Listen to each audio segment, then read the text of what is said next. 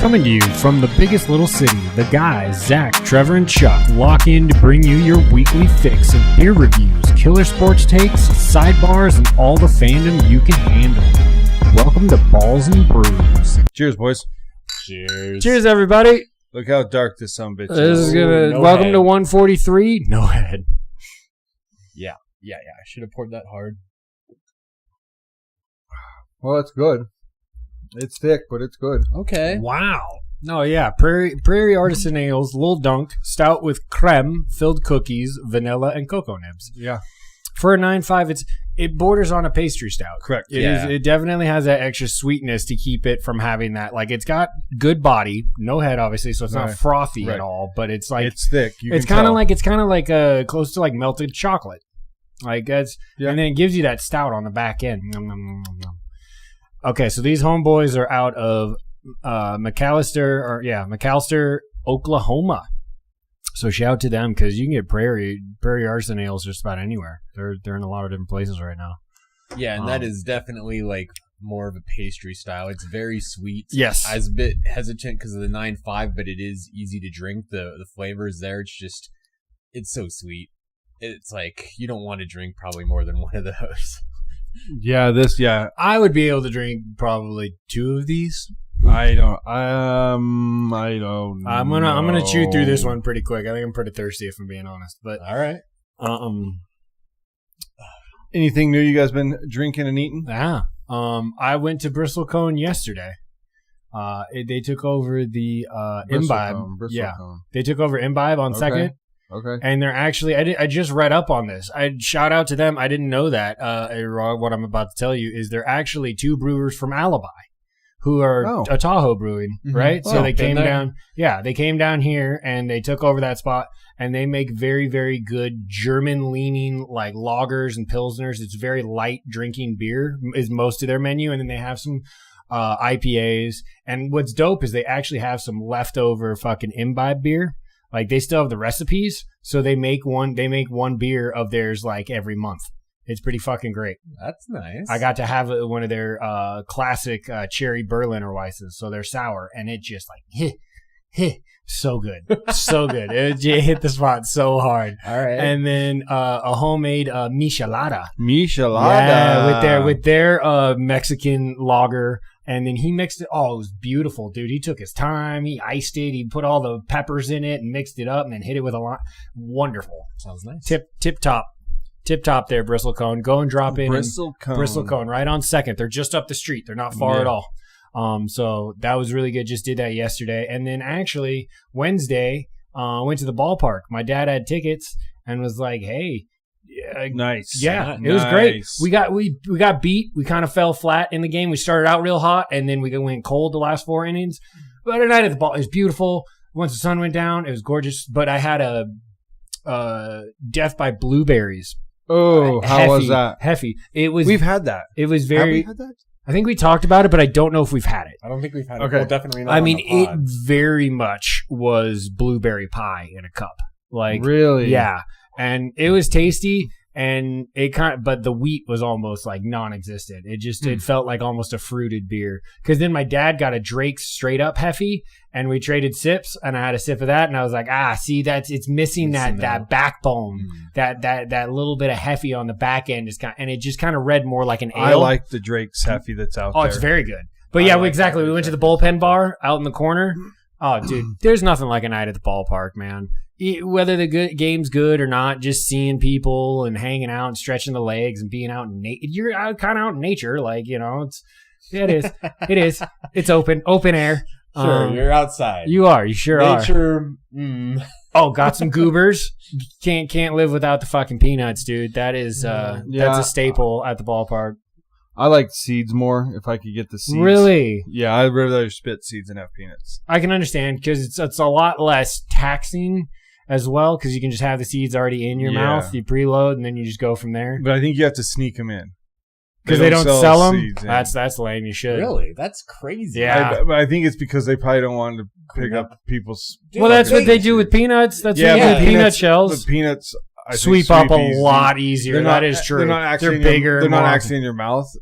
If you think about it, you don't see baseball stadiums sell seeds. People bring seeds in. That's got to be true. It's got to be. Yeah, I think you're right. I don't know if I mean, right? It's dangerous. I found what I was talking about. Sorry, I found it. Good. You're digging deep dive. I did deep dive because it's crazy. But anything else, Charlie? Oh, I love that stadium. Just some. Oh no, at the ballpark that was it. Just goobers and the one beer. It was a light trip.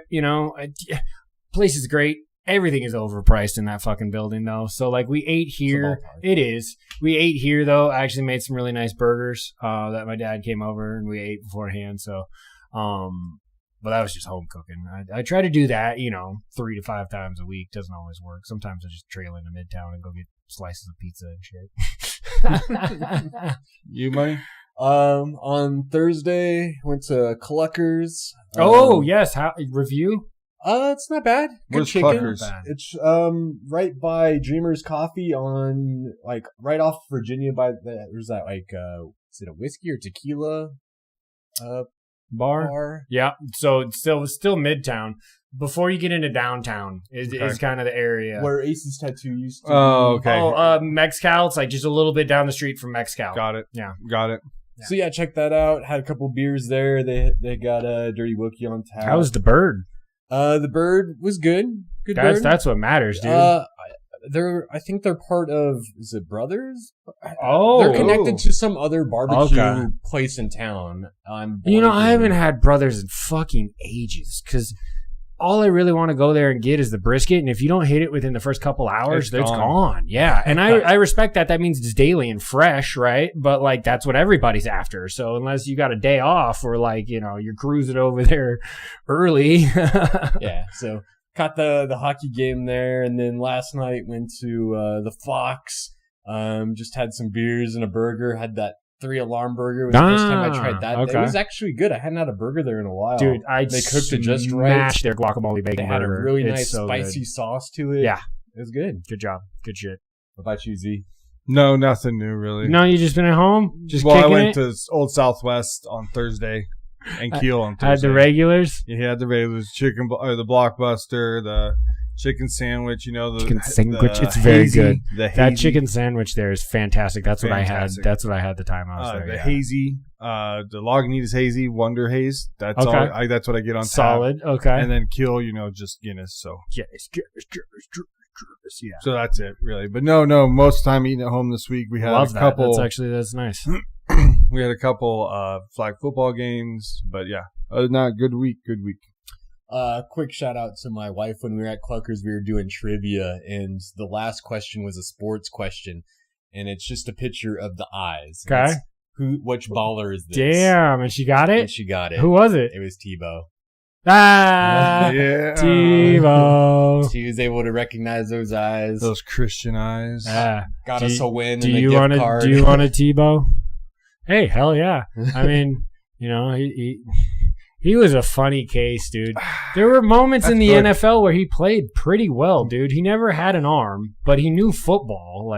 That attempt to try to play tight end was fucking atrocious. Well, that was because it was so late in the day. It was horrendous. Yeah, no, he'd been retired. Retired. He was forced out. If he'd have done that early on in his career, right. He probably could have made a decent tight end. He probably would have been a better pro. But also a utility. They could have all of a sudden, he's taking the fucking, he's Taysom Hill. He's taking the snaps. Yeah, he's Taysom Hill, except bigger. He's your much bigger. He's your fullback. That's kind of what he was doing at Florida anyway. But then just catch the ball out of the back. All he had to do was transfer. It tastes like an Oreo, which is exactly what it did. That's what the vanilla cream filled cookie. Yeah, I can see that. Little dunk. Well, yeah, that's what's hanging out. They can't call it an Oreo because that would be fucking trademark. Rights. Yeah, exactly. Trademark impingement. Impingement. We like to use a strong vocabulary here on Balls and Brews. On occasion. And, it works. I like to use the It works much better in the first segment. After we get a couple in us, then I think the 9%. Yeah, after the 9%. And then I didn't. Once again, I don't read. You guys have to understand. Isn't this 2 weeks in a row he pulled this shit? I don't read ABV. Look, I don't. It doesn't matter to me. That Chuck's the only one that grabs a shit that's over 8. So fucking be it. Welcome to the world of beer, my loved ones. Most of the time, Chuck's like, "Oh yeah, mine's over 8." I like what I read, and if that's the beer I want to try, high, I could care less if it's 2% or if it's 20%. Like, I'm going to give it a shot. Okay. Ha, ga, ga. So last week we talked about at the beginning of the pod towards the end of the pod about what was going to happen Game 3 of the NBA playoffs. Shit, man. I said sweep. It obviously wasn't. Trev, did you say sweep? No, he said San Antonio was going to win it, and I said Knicks. And then he was the only one that was right about Game 3. San Antonio gets the win. First half, I thought the Knicks were playing just like the Knicks were. And the second half, it looked like they reverted back to like Brunson ball, where like he was like, I don't know, it was so weird. Trouble finding points. It was so weird how all of a sudden it just went back to Brunson ball. When the first half you were moving it around, everybody's getting a touch. It was like you were like in the moment too much maybe, and he was trying to do too much. I don't know. What do you guys think Game 3 after the halftime? I think that when San Antonio's defense is at an 8 or above, they are a wonderful defense. They will lock you down and they won't give up too much. Those guards play hard, like that weird small ball thing that they do where everybody's kind of tweeners. Everybody's like 6'4" to 6'6". Like they're not really big and they're not really small. They play hard on defense, and that they came alive. They knew they had to get that game, and they shut that second half down. And Brunson did force. It's because he looks at it as he should. This is my team, and if we are struggling, it's coming on my back. We're either going to win or lose. Crazy. That is kind of funny. We're either going to win or lose right now by what I can do right here, right? Like, and I don't necessarily disagree with that. I just thought that they just went away from their offense completely. Like it just right at the beginning. Well, because I think the Spurs impacted that. Yeah, the defense definitely, made it difficult for them in that game. And San Antonio's been starting off hot in every game, and then that's exactly true, Money. That's exactly. I've seen the first quarter, and they're up by like 8, and it's like, okay, I'm not even gonna blink an eye because the rest of the game is gonna be so different. And they were able to, maintain, but a lot of the times the Knicks have hung in it, and that's got the better of San Antonio. So easily Victor's best game, probably offensively. Yes. Gets 32, 11 from 18 from the field. Only shot 4 threes. That's like a number that I think is very apparent, especially when we go like to the next game. Also, De'Aaron Fox goes 0 for 5 from 3, but Vassell hits 3 or 4 or 3. Castle has 23. That's one of Castle's best games. He's kind of the motivator in the first half that kind of kept him in it, and then Victor came alive in the second. Off the bench, Harper had 13 again. And he's only going to develop. Castle's a young blood, dude. Yeah. If he could learn a mid-range game, he would be insane. Well, he's good. I bet because his dribble drive is so nasty. He seems like he's a hard worker, so I hope he does. But he's got to be careful because he throws his body to the wind. He makes a decision and he goes and when you're young, you can do that, especially in the playoffs, finals, so. But he's got to develop a little bit more of a stop and pop kind of thing eventually because that doesn't last long. Just ask Derrick Rose. So a bit different, but best Rose was one of the better so fucking lethal when he was on the top of his game. The Spurs or then the Knicks, game 4. the Knicks in that game. OG has another great game, 28. Hart has 16. Karl Anthony Towns struggled with 11, and then Brunson goes for 32. Clarkson has 10 off the bench. I think if the Knicks do pull this off, obviously OG has got to be looked at. Well, he's 1A. Josh Hart needs to really be in consideration for the guy who's doing all the shit that nobody wants to do. Except for making layups. And Brunson's still in the running. Well, I think it's OG and Brunson is your 1 and 2. You think they give it to Brunson though because he's the bigger name? And I don't know, man. OG goes for 26, and then the game we're about to talk about here in a second. Let's talk about who we think the MVP until let's get to this game. Okay. Let's start at the beginning. That's the best place too. San Antonio, another early 41 to 22 at the end of the first quarter. Oh, dude, it was a tale of two halves. Yeah, go ahead. The next one, 35 points in the second quarter. So that is 76 points in the first half. The Knicks scored 27. So 22 plus 27 is 49. That is a 29-point lead going into halftime. It's the biggest one from a road team in NBA history. 29 points going into a halftime in an NBA basketball game. No, in NBA's finals game. Yeah, it's that is a different monster. Now, no. 26 points in the third quarter. So the Knicks stay in that same 20 range. 14 points for the Spurs. Oh, yeah. 14 points. Yeah. Okay. Fourth quarter. 32 points for the Knicks. 16 points for the Spurs. 30 total points in the second half. Well, that is on coaching, number one, and on players, number two. But that is mainly on coaching. You have to figure out a different rotation, something to. You make 2 more baskets in that game and you win. There's somebody on that bench that could have given him a little oomph. I think that early lead might have caused them to be maybe a little bit more careless, it felt with. Like, well, you kept jacking threes up like they were nothing. Then you make a three. Like, you got to start getting in layups. You got to start getting live free by the throws. three, die by the three. And especially this far into the series now, it's apparent. Yes, the Knicks have dominated the series, but this could be a sweep in either direction if the teams were focused in on what they needed to do throughout the game. The Spurs could very well be up 3-1. That's a really good take too. Yeah, I agree. If the Spurs, dude, they had moments where they looked like the better team without a shadow of a doubt, and then they just it's been peaks and valleys for both of these teams, though, and I think that's what makes the series compelling. And I would like to see San Antonio get tonight so that we get another game. I don't care if the Knicks win it, but I'd like to see another game.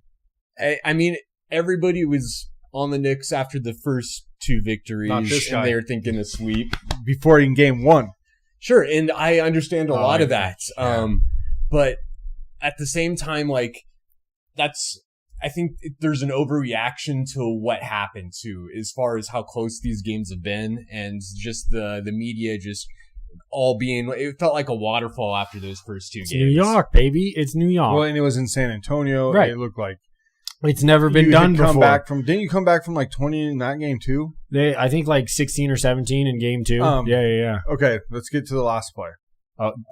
Well, the last play, De'Aaron Fox. Okay, De'Aaron Fox should have pulled it out. Yeah, absolutely. OG makes the block. Fox has been horrible this whole series. Dean Harper should be starting. We need to talk about the De'Aaron Fox before we talk about technically the last play. He is a shadow of the player he was. I wouldn't say a shadow. Not a shadow, but Harper he's got a high ankle sprain. He's on his game is gone. All he does is move the ball. He gets assists, and that's it. That's not true. He's still got a good mid-range game. He had 11 points. This series. Dylan Harper should be starting. I agree. Well, Dylan Harper is another fearless dude. The San Antonio Spurs have a young core that is absolutely fearless between Vassell, Castle, and Harper. Those 3 are going to be amazing hoopers. Yeah, that was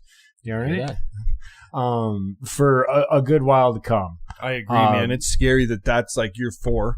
Yeah. Wemby, Vassell, Castle, and Harper. That's a crazy 4. All within 2 years of each other. That's a crazy 4. Until you got to pay. And I think Fox is the first one out, especially if the series is I wouldn't even be surprised if he's like traded like during the offseason or something. That's what I'm saying. His age could be this next season. He might be on a different team. To move a contract. Absolutely, because then you just take on like a G leaguer at the bottom of your fucking roster for sure. You can take on an expiring contract for him. Maybe get somebody that's a little bit older that fits maybe your. If that's the direction you go, I don't even know if you could get a bigger body. Well, yeah, that's what they need. I don't know. I think Cornette's a good 2. I think Cornet's a good 2 behind Wemby. If you're going to have those other 3. Oh, sure. Have a 4, a true 4. A true 4. Somebody that, because if you're going to have... True 4 is a real power forward is a hard thing to find anymore. Like a Hartenstein and somebody like that, that's who you need on, I think, another body to kind of bang with some of these guys. Right. That arc, that specific guy you're talking about is in short order anymore. Like, that's a hard thing to find. The Charles Barkleys, they don't exist, they're not around very much anymore. But if you could get like a 4, like somebody... Sure. Because I think you do need a bigger body in that starting lineup. Like you said earlier, you have tweeners. You have that 6'4" to 6'7". In between. Give me a 6'9", 6'10" guy, but that he's got like some thick mix that he can put some, put another body on something. I agree. I like it. That's a good take. I've really enjoyed this series though. They're just the dichotomy, like these teams are the polar opposites almost in how they are built. Correct. One team through the draft, just like.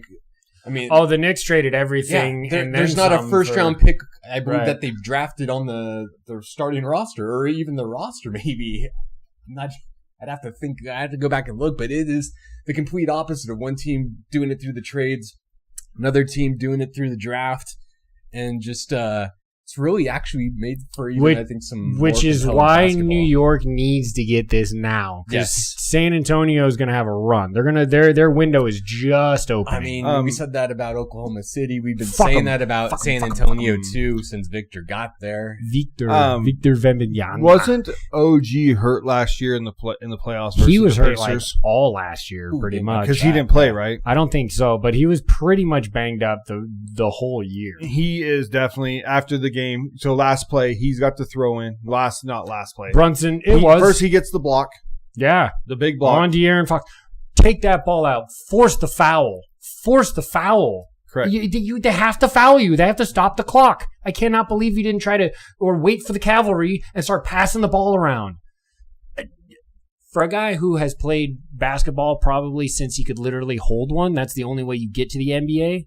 That was a boneheaded decision, dude. It was. No other way to put it. Now, OG's play to block it was insane because going to the cup could have created a foul as well. The fact that he got it clean is impressive as well. I think I said this maybe at the beginning of the series. I think he was the most underrated player in the series. I think he's one of the most underrated players in the NBA. OG? Like what we've seen this year. I really wish I knew what his actual name was. Defensively, I bet you it's some shit we can't say. Defensively and offensively, like he goes, I think 32 in this. Okay, so he has the passing, right? He gets the ball to Brunson. Wemby and Fox both step out on Brunson. Brunson actually got off a pretty good shot. I was like, oh, fuck, he's going to make that.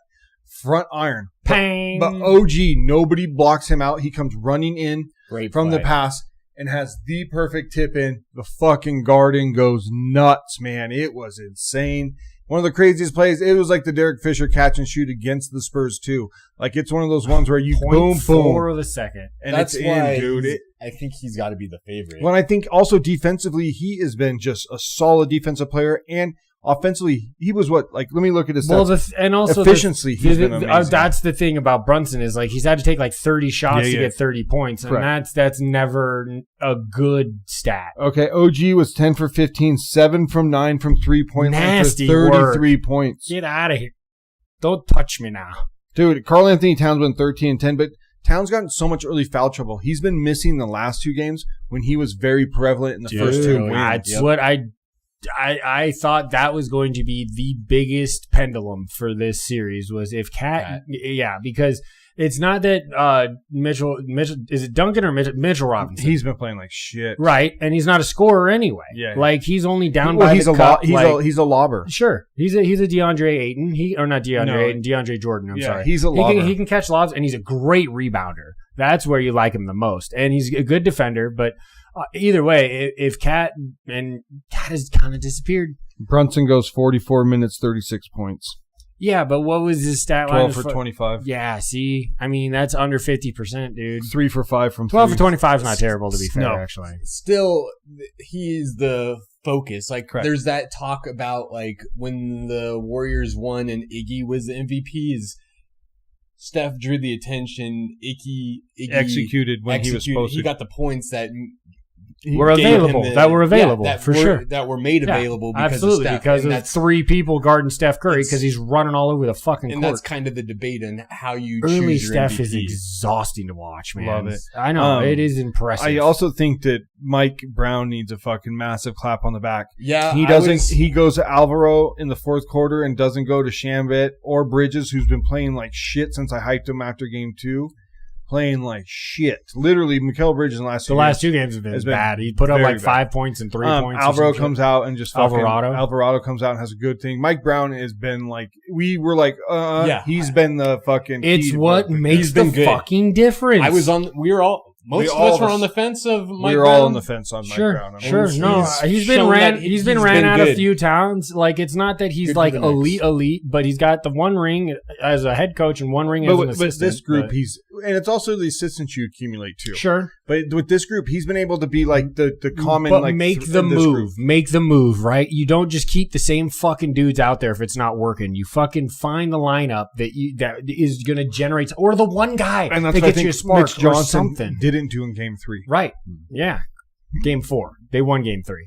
Right. He didn't make. That's correct. Sorry. Yeah. He didn't make the move in game 4. Not at all. That Mike Brown made. Right. to get that extra spark, to get a dude, literally fucking. So 3-1 Knicks. But Wemby, here's Wemby's stats. This is awful. This is like real bad. Yes, 24 points. 9 from 25 from the field. Yeah, 2 tough. From 8 from 3-point land. Right. Once again, going 25%. That's not. No. Nope. That's a lot of free throws in there. 29 from 25 is your for field goal percentage. Yeah, not good. 9 for 25. Yeah, no, we can't have that. We can't. Dude, at 7'4", he has not established himself underneath too much. He's shooting way too many jumpers, in my opinion. I also think he gets away with a lot of push-offs. He is saying, and I know because his arms are longer, I think he pushes off a lot. You see him extend everybody does, dude. I think everybody. I'm watching that Wemby guy. I think throwing elbows, pushing Brunson's head. I think that's the most. He's lucky. Yeah, that was a little much. That was cheap as fuck. How didn't they hit him with a flagrant on that? I don't know. I don't know how you missed that. Yeah, I don't know either. That one, that's a little inexplicable. Dude, he literally just shoves Brunson. Considering the one that they called in the OKC San Antonio Spirit, where all he did was have his hand on his back and he kind of pushed him out like as he's going for a fucking layup. They turned that into a flagrant. Like the fact that you don't see that, and it's like you can't just grab a dude's head. It's not the basketball. It's shove it. Oh, specifically. And Brunson was just trying to be the small guy on the tall guy. Yeah, he's just trying to body up. He has every right to try to do that. And the Knicks have done really well in giving him fits. All right, boys. They've rotated bodies on him. I think they learned from the OKC series that like. You don't necessarily need a tall or a big guy to guard Wemby. You just need an active defender, and you just got to make sure you rotate fresh bodies. They saw on Hartenstein kind of not stymied him, but gave him a game. Even still, Caruso played crazy good defense on him a lot of times. Like Lou Dort, who is fucking giving up 6 inches, played good defense on him. Like, I've been on a phrasing kick today. Tonight's game, 5 in San Antonio. Give it to me, Charlie, first. We need San Antonio to win this. Well, that's not what I'm asking you. Who's winning, not what we need. San Antonio. I have to manifest it then. San Antonio. After that loss, Knicks do not get a win yet. It's so hard to pick San Antonio, but I'm going to do it. Because, I think this falls into that space where these teams are really... It could go either way. And just because that last game left a bad taste in your mouth, we shouldn't put everything on that. I think this game goes another game. Yes. No? Zach's out. New York Knickerbockers, OG and Jalen Brunson each go for 30. Series is over in San Antonio. Knicks light the city on fire, which is another thing we need to talk about. Yeah, New Yorkers, please be careful. Trying to egg Wemby. You guys are getting like arrested at all these parties. It's like nuts, man. Settle down a little bit. Pretend like you've been there before. Well, they have got to pretend. It's got to pretend. That's why I said you got to pretend like you've been there before. And I just, I've never understood the damaging of your own city. Burn it down, loot the motherfuckers. Like, we're excited. We won a sports, championship, so we're gonna loot our own city. Like that was that civil unrest? Like I don't understand. Like I don't either. You can celebrate, brother. We would be dancing in the streets. I get that. Like, that's what we want. Yeah, not out like not at all. I need like Michael Jackson or Whitney Houston just pumping behind me and we're just fucking arms up and glitters everywhere. Yeah, it's a party. Why are we vandalizing shit? Your own city. I've never understood it. That's the thing. Yeah. It is literally where you wake up. You go to sleep and wake up most days in this neck of the woods and you want to vandalize it. Because you want a Super Bowl. I do think some cities might just bring that out of you. I think the Knicks. New York is a city that never sleeps. I think it's either the Knicks win or San Antonio wins by like 15, but I'm going to pick the Knicks. By 15? There hasn't been a spread that. I just think it's either going to be a blowout because San Antonio comes out so hot or the Knicks win. Okay. Knicks don't play the. You want me to go grab the hazy? I think so. Okay. Yeah. Because we still have the NHL playoffs going on. Grab it, and then I think we got a topic coming up after the NHL playoffs. Everybody's very hot on. Well, I think it's going to lead to some interesting takes. Chuck's grabbing the old hazy. Let's jump into the NHL playoffs that I don't necessarily have the best feelings about right now. You said that against the Avalanche, too. Yeah, but I wasn't down to the Avalanche 3-2 and just got smoked in the last 2 games. I mean, not playing good. Last game, a lot of penalties, stupid penalties, cross-checks, which pisses me off even more about some of the calls earlier in the series because there was those against us and they didn't get called. Yeah, they got called so much last game. We got 2 cross-checks. We got a tripping. This series has been crazy as far as officiating. We've been giving them power plays left and right, which hurt us this last game, and then game 4 for them to tie it up 2-2. Just gave up middle ice. Just, I don't know. It was like one of those too much. Yeah, you gave middle ice before against the Avalanche. We were attacking puck, and getting them to pass it out. Seems like against Carolina, they're just one step ahead. They're getting it up. In the last 2 games, they've been on fucking fire. 4-2 last game, and it was like 5-3 the game before. We ended up tying it up at 1.33, and then just gave up 2 more goals after that, and just like taking my heart. Because you got that huge game on the Saturday, and then your last 2 games have not been great. Thanks, Charlie. Is this game in Carolina? Yes, this game's in Carolina. No, this game's in Vegas. Yeah, it is in Vegas. Sunday's in Vegas, and because then that so you got to feel good about. I got to feel good about that. I'm trying to feel good. I just feel like we've been really sucking wind the last 2 games. Like it does not look good. Like it is. I mean that shit's in the past. Look forward. Let's go. Let's go, Knights. I need a win, dude. Yeah. Give me game 7. Yeah, clearly. Yeah. Give me game 7. It's been such a crazy series, dude. I know that you want the Knights to win, so obviously you got to get this next game. But it's been a crazy series as is. I feel like the fucking refereeing's been shit. Oh, look at this. Shitty. Yeah, dude. Look at the color of this. I got a little chocolate on the top of my head. My head dissipated quickly. Look at that. That looks good. Not so good. But if it dissipates quickly, I'll be there in a minute. But we could do a cheers. Sure can. All right. This is a newbie. Cheers, boys. First timer. First time brewery. Cheers to everybody. Love the color. Yes, absolutely. Off the cherry. Ooh. Oh my God. I really like that. The mouthfeel on that's really cool. That is a hazy IPA, boys. Yes. Moontime by Morgan Territory out of Tracy, California. So just in the valley, not far, just not over the hill. Far. No. And this drinks at a 6.75. This is a hazy IPA. Easy mouth feel. It says it is. Yeah, and it's got nice little tropical notes to it, and then just the right amount of hops. Did you see on the description? It says a soft winter wheat. Don't know if I feel that. So generous additions of soft winter wheat and malted Jesus. Oats. Melted oats. Malted oats established with an easy mouthfeel with light malted I'm notes. A professional. Malt notes. Expression of I get the tropical fruit. Lotus provided expressions of ripe tropical fruit, citrus, and a hint of creamsicle.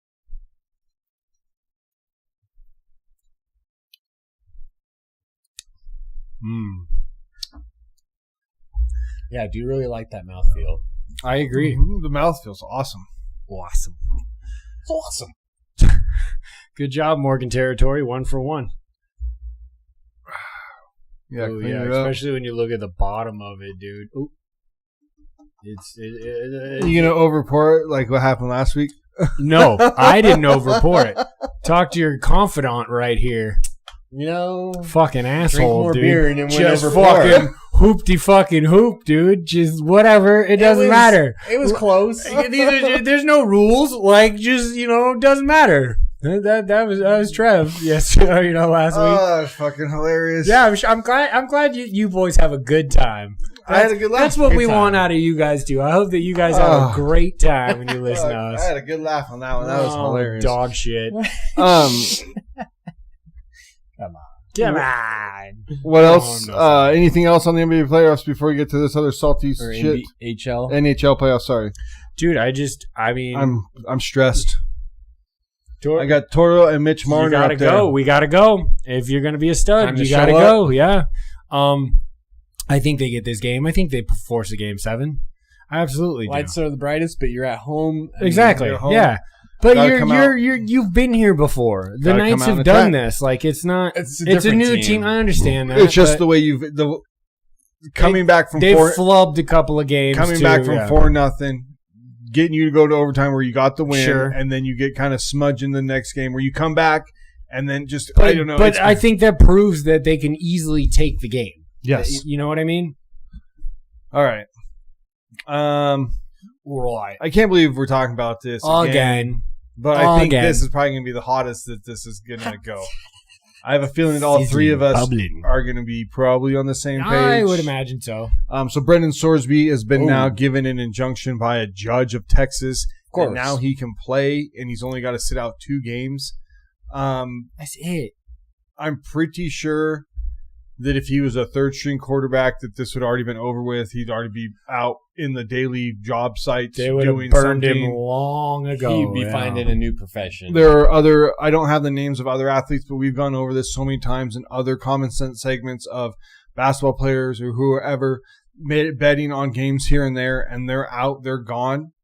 And now because we have first-round pick, stud quarterback, $5 million NIL deal, now because he bet on, and I don't care, and let me preface this, I don't necessarily care that he bet on other stuff. He probably shouldn't be doing it. I don't know how much I care that he's betting on cricket. That just means you're a fucking that just means you're that doesn't degenerate gambler. Yeah, that doesn't bother me at all. It's that you bet while you were in Indiana, correct, 40 different times on your own team at least. And if you didn't, and is that every game? Because you can't tell me that if you didn't bet every game that there's no, he bet him to win. Did he know? You're still there. It's still Pete Rose-esque. You still can't do it. Not esque. Yeah. It is Pete. It is Pete Rose. You can't bet, even if you're the coach and you're I'm betting him to win every time. It doesn't matter. On that you are making decisions in that game to win the game because you have bet, not tomorrow's game. You know how sometimes I need to save this reliever, shit like that. You are in Pete Rose and Brendan Sorsby. You're done. He should be done.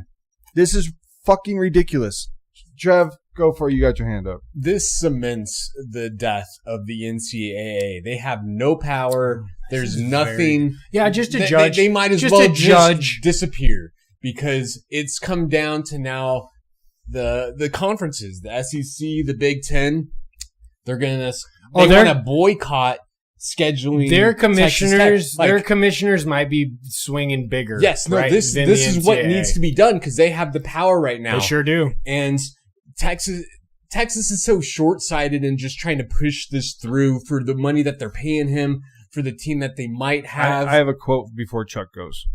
So, let finish Trev. Okay, for sure. I was just carry on. I was just saying that they're going to lose out on, if you're not able to schedule either of those conferences, it's just so short-sighted. Your schedule is useless. Your schedule is useless. So short-sighted in long term. I think this is all short-term. But at the same time, all of the schedule's already made. There's not anything. It's going forward. Yeah, you can't do anything about this season. Right. Or even seasons. Well, no, they've had those games figured out. Yeah. You have schedule in the NCAA is different. They schedule out years in advance. Yes, isn't it 3? Okay, so then exactly. So then these commissioners that are making Sorsby is going to be 2 years into the NFL by the time you get to these. But if you're not in the 2 most dominant conferences in college football, and those conferences are no longer going to schedule you, that's the money you're not getting. Right. So you're going to. The question is, you're no longer getting. I understand that. Do you hang it over Texas Tech's head after Sorsby leaves? Because that's the only way it comes into play. Yes, because of this decision. Oh, here we go. Texas Tech AD. I'm pretty sure this is the AD. This is a 20-minute video they put out. For one thing, Texas Tech keeps talking and keeps making it worse. Yeah, when you're in the hole, just silence is your best friend. Yeah, here we go. Here's the quote. There's no reason whatsoever to question the integrity of our athletic department or the competitive product that we put on the fields or on the courts each and every time that we go out. Integrity of the game is sacred, and that's why we've gone to such great lengths to ensure monitoring and the compliance measures are in place for Brandon's return. Oh boy. What does that mean? Load of fucking what does that mean? And don't bring the other sports in. Don't bring the other sports in. It has nothing to do with your basketball or your fucking baseball. It has to do with one fucking player. And then you're the dude that tossed up the $5 million. He's also like, oh man, people just don't want to play us. No, people don't want to play you because you've just cheated the fucking system. And I get not wanting to cut that out because of how irrelevant it is in the discussion, but actually, like I was saying before about conferences cutting you out, they'll cut you out in other sports too. Like this could be a black eye, a ban for Texas Tech going forward because of this decision. And they're like, oh, yeah, Let's just do it. It's bullshit. An injunction from just a Texas judge is all it took. And Texas got some money. Let's also say this. The Lubbock judge did not do the Coquet case. He reacted himself because he was in Lubbock. This went to another judge, but it's still bullshit. Doesn't matter. Because here's another thing that the Dan Patrick Show was talking about. Say you're a third-string quarterback in the NFL, and you get cut. Mm-hmm. And you still have your eligibility to come back and play. Now you can come back and play, and any judge of a state can say let you play within that state if they want, in 1 year because you have 1 year eligibility left. It is completely, like Trev said, handcuffed the NCAA. This is bullshit. They need to start breaking this up. This is worse than the NIL. This is worse than anything that's ever happened. Letting Brandon Sorsby play has just set a precedent that, hey, don't worry, you can bet on us. We'll just file an injunction. You'll go to rehab. You'll fucking get the help that you need, and then you can come back. Don't put mental health as his fucking thing out front, taking the bullets, because there's other mental health stuff that isn't that great. Like he's literally using it as a fucking shield. Unfortunately, I think so because of the this band. 2 games is this is not even a slap on the wrist. Against too shitty. It's Oregon State and against nobody. It doesn't matter if it's a high profile game. It's just a slap on the wrist. Well, it's even more of a slap on the wrist that it's not going to count against them because those are games they should win regardless. So it doesn't affect them in the upcoming. It shouldn't affect them in the upcoming. Yeah, it's not like you have to. It's not like it's the first 2 games of your Big 12 schedule. It's 2 shit teams. Out of conference big games. It's nobody's. Yeah. When it comes to college football, it's a black eye on Texas Tech for sure. It's a black eye on Sorsby. It's a black eye on everybody in his camp. Yeah, that's pushed this. It would have been better for him just to have bowed out and be like, I'm gonna keep doing my rehab and I'm gonna put myself in the supplemental draft. People would look at him so differently. Now Sorsby is a person that I think that Sorsby should maybe be up on the list at some point. Even if he didn't go into the supplemental and he took the whole year off and just trained Texas or whatever, and then went into the 2027 NFL draft, you'd have a better look. You're not going to look good for this. No, we're giving the starter a fucking golden plate. We're giving the it's now about the talent again. It's how many times did Tyreek Hill get away with stuff? Though. How many times did other people get away with stuff? Yeah. Because of the athletic ability. If he's a third round, if he's a third stringer, he's not on the fucking field of anybody. Correct. This is the ugliness of the sport. Is we're going to look the other way because he's talented. Sports in general. Yes. I won't pick Texas Tech. I won't pick Texas Tech in my. Yeah, either will I. I might lose that bet because of it. I will not put Texas Tech in my top 12. And I take Sorsby off my draft board too. I won't. I won't put him in my top 5 when we do our top 5 or 10. I probably won't even put him in 10. He's off mine completely. The whispers, though, from what I've watched down my YouTube rabbit hole of different, is that the preliminary take is that Sorsby, if he balls and he looks like a first round talent, he'll get drafted. I guarantee you will. I would have him off my board. Decision making. Problem number 1. But I wouldn't. I don't disagree with you. I don't disagree with you, That's a wasted pick. Some teams are going to make that pick. And I don't know if I'll put him in my top 10 when I do my top 10 because I'm so irritated with this. Maybe down the road when I get to the end, I'll go more medium on it and be like, okay, I had to put in my top 10 because I'm doing a ranking of players. But right now, Brandon Sorsby, Texas Tech are dead to me. When draft him in the 7th. Don't give me that bullshit. Don't give me. And I'm tired of people standing up for this, dude. He broke the cardinal rule. He bet on a team he played for. And he bet in the same sport. He could have bet on NFL or NBA, and I would have been like, okay, maybe I can see it. But he's things betting that you have no control over. Else. Things that you. That's what you. That's the separation between like what you would accept or at least tolerate and understand, right? Like, all right, we like betting the NFL. NBA is fun to bet on, those but you are literally betting on the thing that you specifically are impacting. Like that, I don't know how this is an injunction in 2 games. Unbelievable. The guy should not be playing this year. I got one more common sense kind of thing, and then it's going to lead into the next segment, which we'll break after that. Okay. Ghana's government has called for review after Thomas Partey was refused entry into Canada ahead of country's World Cup opener. The former Arsenal midfielder, who now plays for his football club in Villarreal, is facing allegations of rape and sexual assault by 4 different women. Why in the fuck is he on your national team in the fucking first place? You know what I'm talking about? Leash. Jesus Christ, man. Hit from 2020 to 2022. His trial will start in 2027. Fuck yeah, Canada said he can't come in. He's a piece of shit. They don't want him raping their fucking women. But he's a talented player. So look the other way. Look the other way. Technically, they are allegations, as it were now, but dude, 4 is 4. Yeah, I agree, and I think those kind of allegations are. I don't get. Look, we have lived plenty of life on this earth.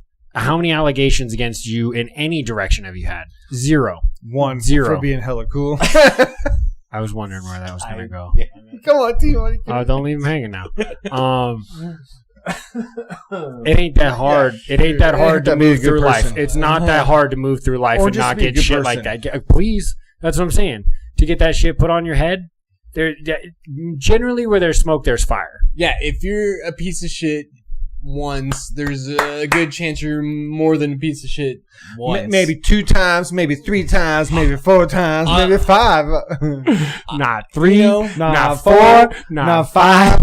I believe in second chances, but when you've had multiple that's chances... That's a different one. No. Not for rape and sexual assault. Anything in that direction. That's like murder. Well, yes. Again, if it's... Sometimes I think murder's more justified than the other things. Yeah, you might be right. Zach, if there's one out of the 3 of us at this table who would probably stop somebody entirely is how we'll word it, it's probably you. Yeah, I think we all know that. Okay, then. I think we all know. It doesn't make you a bad person. So World Cup has started. Makes you a monster. World Cup. USA gets a dub. Big win. 4-1. USA.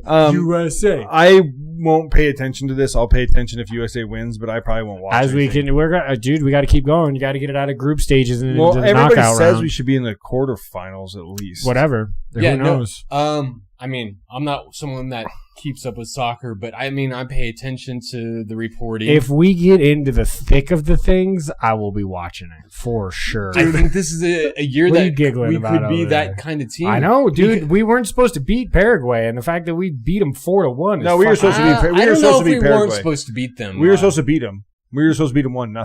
A lot of people had us beating them. Like I think the stats that kind of draws to what makes it's Turkey that we're going to have a hard time with. Different for the U.S. is time of possession. Anytime you can dominate the ball. What's that country's name? What was that? Turkey. It's not Turkey. They're not called Turkey. They're called like Turkey or something. Look it up. Seriously, they came out and like. They can't tell me. No, it's like they can't. No, I'm going to call them Turkey. I'm going to call gobble gobble, bitch. That's what. But World Cup, I mean, everybody says we're supposed to get to the quarterfinals, so we're going to get to the finals. Let's go. Let's beat all them shits, dude. Come on, USA. I don't know about that, Charlie. I don't know if we're getting that far. I don't think we will, but until we don't, we can. I was giggling because remember we were sitting there watching the Knights game at sister's birthday party, absolutely. And it was me, you, and Johnny sitting there, and we were kind of talking about the rules.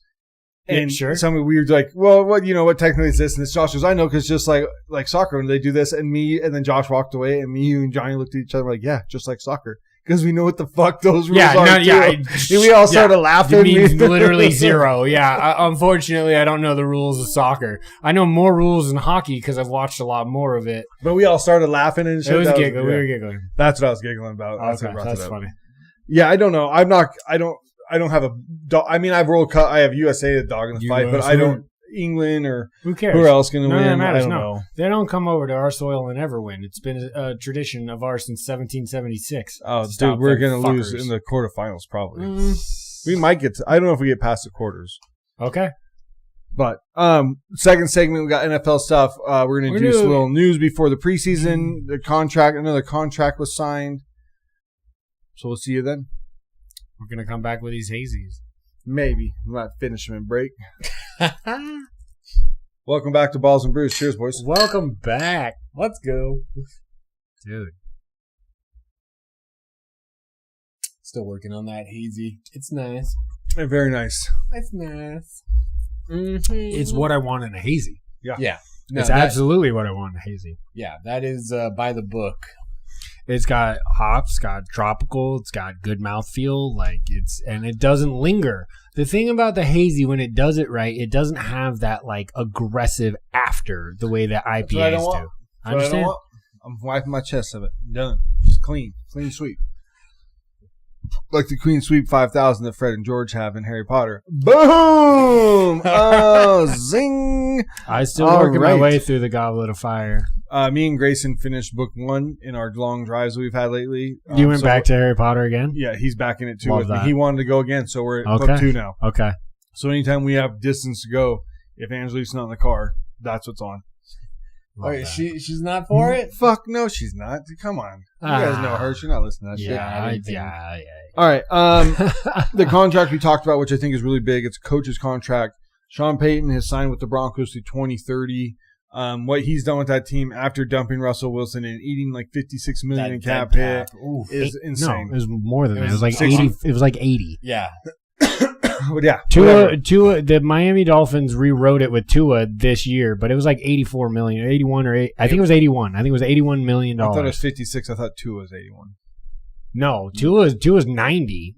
Tua's 91. They're both stupid numbers. It is, yeah, no, unfathomable in previous regimes. That's I mean, how many guys can you sign for that fucking much? A lot. You can sign plenty, but they're not the guys you want. That's not true. Role players, the 2s and the 3s are what make championship teams. I'm not saying that the 1s aren't fucking elite as well, but yeah, but I'm saying you're not getting the 2s that are going to be quality to be a championship team. You're getting 2s that are special teams guys that are showing up on your offense or defense because you don't have the money. I think if you have $53 million extra dollars or whatever the fuck extra $1 million, you're getting that's a lot of extra $1 million. You're getting some dudes good players. A solid offensive lineman, a solid defense lineman. You linebacker. You're getting all depends on how you use the money. Sure, that's what good teams use $53 million really wisely. Well. Yeah, look what the Broncos are now. That $53 million is back. Addition by subtraction, dude. And they took Bo Nix, and he's been good, and they built that defense. It's the defense. Well, the defense is stout. Offense is coming along. Correct. They just added Waddle, so you don't know what that's going to add. It's a very interesting wrinkle. It's a very interesting running backs are now a year in the system. Harvey is a good looking back, dude, and we got a lot of cards, a lot of rookie RJ Harvey. Come on, buddy, let's go. All right. So this next segment we were talking about headlines going into preseason, not the regular season, just preseason. What could shape out in preseason that could turn into big stuff regular season wise? Charlie, start us off. Well, the easy ones are the who's going to start in those unknown cities. I have Minnesota, Cleveland, and Arizona written down for the 3. I didn't write Arizona because I think Brisket. I know it's Brissett, but Brisket. I love Brisket. I love calling him that. Yeah, I'm pretty sure Brisket. That should be his nickname. I'm pretty sure Brisket starting. The only person that would give him a run. That Brisket. Would be Beck. The only person that's giving him a run is Beck. Right, but because he's back in the building, he's back. See that? I guess I wrote it down with I forgot that he joined back into the building. So the other 2 is Minnesota with Kyler and JJ. Because first 2 I wrote down too. KOC is playing it right now. It's 50-50 by refs right now. And in Cleveland, who the fuck knows? Yeah. Monken is unproven. I hope it's Shedeur. Barry's going to have to make that. Andrew Barry, he's going to have to come in and fucking make that decision. I don't think so. I think Monk's going to make it. I bet Monken makes it. I hope it's Shedeur. And I hope it's if JJ. Anything that puts butts in seats. People want to see Shedeur. Yes. People don't want to see Deshaun. No. People do not want to see Deshaun. People want to root for Shedeur. They do. They do across the world, and then it'll be thick in Cleveland. Make him the starting quarterback, and then you can see if you have anything on the board for the coming years. That's and then if you don't, playing Watson's got to be so difficult. I feel because of that narrative, he has to be so much better than he's been. Unbelievable, but he's been awful. Yes. Was that just a fancy system, which I've dogged? He's also only played 21 games in the last 5 years. That's nuts. Because he was suspended for one. No, right, correct. And then injured, and yes, small injuries for a couple of seasons and huge injuries over the next couple. I think 21 games. I really hope Shedeur gets it, and I really want JJ to step up and get it but I feel like Kyler gets it. Kyler's going to get it. Kyler's going to get it. But I feel like Kyler ends up not being able to do it. Kevin Stefanski's system is about a system. And biggest knock on Kyler is he doesn't play in the system. He plays outside of the O'Connell? system. Yeah. KOC's system is you about said playing. Stefanski. Yeah, sorry. Okay. Stefanski. He's on the line. I was all tired. Yeah, we were talking about he's down in Atlanta, and he ain't going to do diddly-do with those two guys down there, which sucks, because I want Penix to be good. We already know how I feel about Stefanski. That's another team I should have put necessarily we'll talk about it. I got this QB. All right. But no, I think that I want JJ. I think Kyler ends up starting. I wonder how long it takes for JJ to take over Kyler because Kyler doesn't play in the system and is more freewheeling it. Kevin O'Connell's about playing the system because the system works. And that's been Kyler's kind Sam Darnold got him 14 wins in that system. They won 9 games last year, with guys. A bunch of randos. Brosmer and fucking... They won 9 games last year. He had a good team. He had a dude come in position has not been good since Darnold was in Darnold. And then the year before... What happened with him? Remember the year before, wasn't that when they brought in the one kid, Dobbs, and he won the first game? He was there for a day? Yep. They haven't. Cousins got hurt, and then Sam's the only thing. Last year, 9-7 with everybody in the wheelhouse starting at quarterback. That's what this system is. That's what that defense is. Crazy. This team could be really good if you could find. I don't know how many other franchises would have gone 9-8 in the year that they had at quarterbacking. No. Well, they would have been. You would have been looking at fucking 2-15, 3-14 kind of shit for sure. So I just believe that's why I believe in KOC. But they're going to do correct, which is, I believe in KOC. And I think for Kyler Murray's career, this is the best coach you can have. This is it for him. Well, it's correct, and I think that because of his escapability in his backyard football, he will get the nod, right? Not that, but.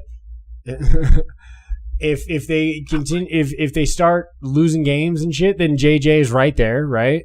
I think JJ could possibly get the starts. I'm not saying he couldn't, but you didn't bring in Kyler to just push. Well, you didn't pay Kyler, so correct.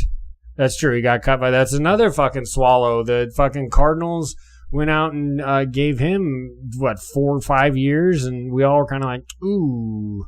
Yeah, it was the ooh before the Tua ooh. That's right. That's right. Yeah, if you have questionable to put signings. Well, yeah, if you have to then you put in studying in his contract. Yeah, no, that's unbelievable. That just speaks to the player that he is. That he's relied on his talent, and for a long time. And it worked in college. Sure. He's an elite athlete, and there's no questioning that. It works for weeks. Sure, you can get a win based on talent, no problem. Well, and every now and again he'll have that weird game where he'll dice you for 300 and he'll run for like $110, and he'll have 4 TDs total. The other game he'll throw 4 picks, right? Yeah, and he'll throw for 73 yards and give up a fumble or some shit. Yeah, he commits to changing who he is, which is why KOC is the exact coach for him. This is exactly the whole point. If you teach that, well, he can't throw in the pocket because he can't see over the lineman. We've been over this before. Correct. It's navigating the pocket. And that's what's got to happen. Got a lot of, I think, Drew Brees is the best headway because of Drew Brees. Drew Brees gave Russell all those Wilson, short quarterbacks another chance to be that guy. Yes. Drew's career is unbelievable. Epic. That's short. It is. Man. First ballot Hall of Famer. First ballot Hall of Famer. Absolutely. Love that guy. Loved him coming from Purdue. Wanted to draft him as a Raider. Yep. Oh, I loved him. Wanted him after the Chargers were going to get rid of him. Love Drew Brees. Drew Brees is definitely one of my I don't know if he's on my Mount Rushmore of my favorite quarterbacks to root for. Not of quarterbacks that I think different. Quarterbacks that I root for. Sure. Drew Brees is very close to being maybe number 4 on that Mount Rushmore quarterbacks. Those numbers, winning a championship for a team that never did it before, the Aints. And it's nuts what he did. He has, I think, man. To this day, he still has 2 out of the top 5 seasons. Single seasons. 5,000 yards. Well, he did it 4 times. Yeah, correct. And then his completion percentage one year was fucking insane. 70 some odd. Yeah. The dude is fantastic. First ballot Hall of Famer. Okay. So we think, Trev, where are you at on those 2 quarterback situations? Have you touched on those 2? Which ones? Minnesota and Cleveland. Who do you want to start? Who do you want to start and who do you think's going to start? Let's just go there. Okay. So for Cleveland, I think both should be Shedeur. Watson's looked like a completely different player since the Texans and since his injuries. And camp would have to be wild for him to take the number 1 spot, I feel, because of that. I almost just think that, like, you take the example of what some of these other teams have done now. You're not cutting him, but you literally just say, Deshaun, we will pay your contract. We have to. We're fully guaranteed. We're going to pay your contract, but just stay home. It's $50 million, which in relation to the things that we were just talking about with 91 and shit like that is, not as bad anymore. That contract's getting a lot favorable every year. I just think it's the last year. He's not the dude. You're okay. You live and die with whatever the Browns are this, because you have like 12 picks going into next year. Like, they have 2 firsts because they made that trade with Jacksonville last year so that they could go up and get Travis Hunter. Like, you're going to be all right. Like, maybe. I don't know. Cleveland kind of drafts. They've been drafting well. Barry has been drafting well. The Barry regime has drafted very well, except for the quarterback position.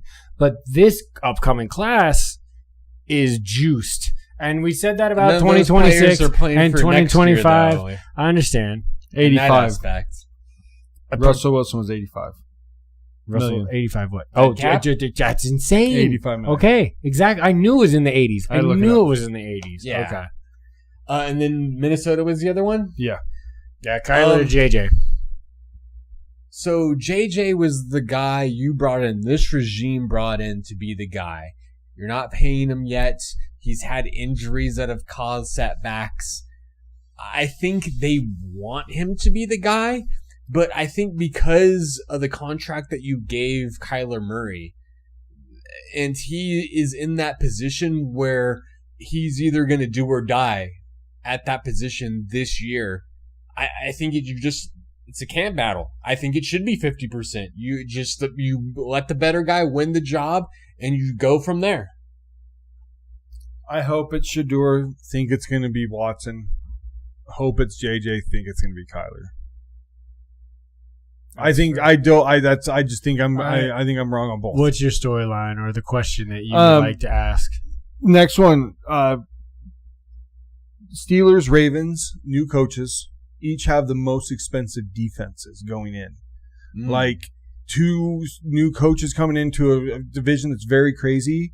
How is each of those coaches going to manage these teams when your offensive part, which we've talked about in years, usually is more expensive? You have the 2 oldest, and I think you got pretty old defenses too.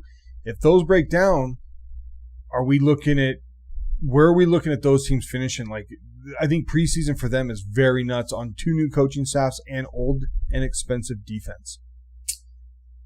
I mean, I think the Ravens are talented enough to still win that division, but it's not going to be easy because of the changes. I mean, Pittsburgh is always going to put up a fight.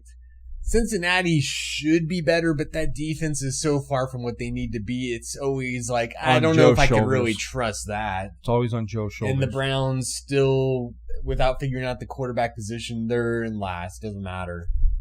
Charlie? Oh, I think the Minter and the Ravens have a more situated.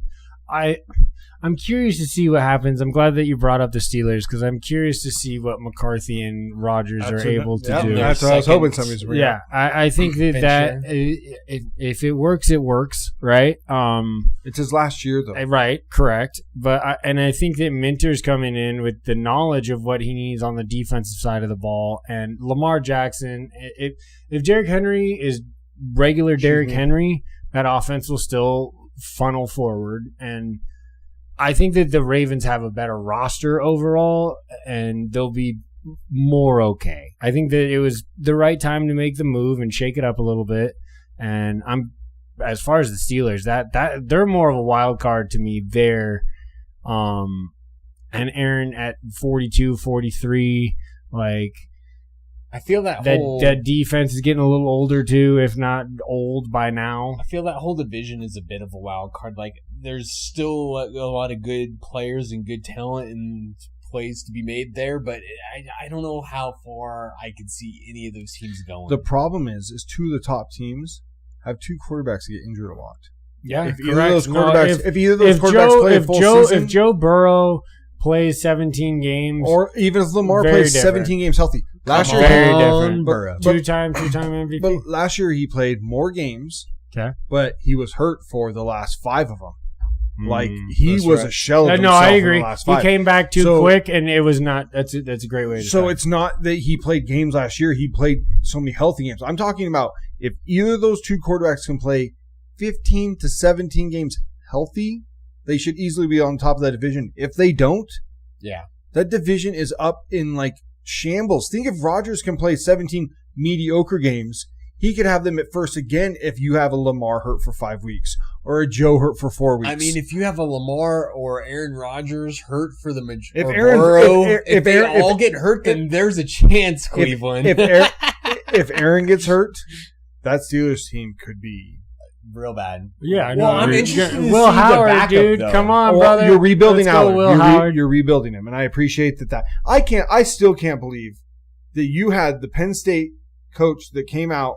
Franklin? Nope. The guy that came out after Franklin got fired. Right. The guy that took over came out and said, we did a disservice to Allen. We ran nothing that we should have ran. How much of a that is just like, are you fucking what? Callback, yeah. You literally have a dude that fucking slings it like a stud, and you can't figure out an offense for him? It comes back to the just stop talking. I mean, so I love that he went to McCarthy. That was like a game saver. McCarthy is going to break him down at the studs. We'll see and if bring Allen him back makes up. the team. We'll see. He's making the team. As far he just won't be the as backup. coaches go, he's the most accomplished in the division by far.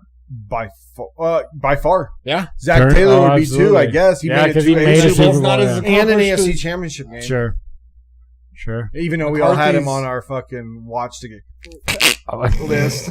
Dude, there have been some down moments with him, too. I'm going to go get the other ones. Sounds good. A little Mexican lager action. Is Mexican Amber, I believe. Free agents too big of a... Nope, I have it on my list. Okay. Recent free agents. Let's get into it. I got a list. Give me 1 sec, get the beers. I got the list up. That was one of my headlines. Who's available? I mean, it kind of has to be after an off season. You're excited to get those new players in the building. But like, sure. who?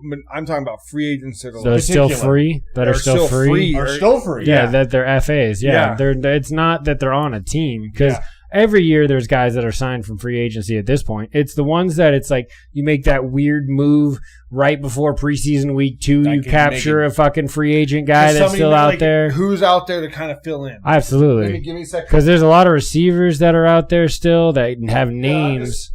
Get the beers. Get the beers. Shit. Got a little shimmy on the way out. I guess so, dude. Somebody's feeling good. It's okay. We like to feel good around here. That's why we host this pod. Where should we start?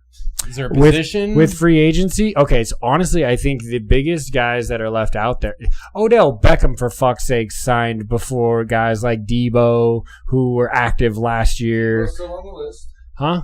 Tyreek Hill's still on the list. Yeah, well, that's... There's a reason for that. No. Yeah. Does he not get signed? That's He will. He will. When he clears medical, he's still working through his actual... Still on the list. Very surprised. Yeah, exactly. That's what I'm saying. I think teams are less inclined to take somebody that is less talented and they'll hinder to your locker room. If they're super talented, they'll take a hindrance to their locker room. He just went for 1,200 last year. Once you're no longer in that category, he just went for 1,200 last year. It's not worth the I headache. didn't say it wasn't because of his talent. And he was in the Super Bowl. Okay, well, so you're talking character issues. Yeah, character and age. But and he got cut too. Age doesn't help. Age doesn't help. He just got cut by the Patriots too. Yeah, the Patriots. Come on, gals, pals. Pals. All right, cheers, buddy. Here we go now. This looks beautiful, Trev. I can't wait to have this. Like, I'm not a huge fan of Mexican lagers. There's a couple that it's a stand Mexican out, amber, brother. But the amber made the difference. Yes. Sure. That made me like, okay, I got to get this. Look at the color on that bitch. Dude, it's sick, dude. It looks beautiful. That's why I saw that and I'm like, ooh. So, and you weren't drinking it last night? I was not drinking it last night. Okay. Because I love getting a Dos Equis amber. Sure. Mexican ambers are different, man. I like it. I like it a lot. Good. I could even throw a lime in there if you wanted. It's true. It looks really pretty though. I like my beer looking like this. Cheers. Cheers, Charlie. Here we go. Here we go. Cheers for beers.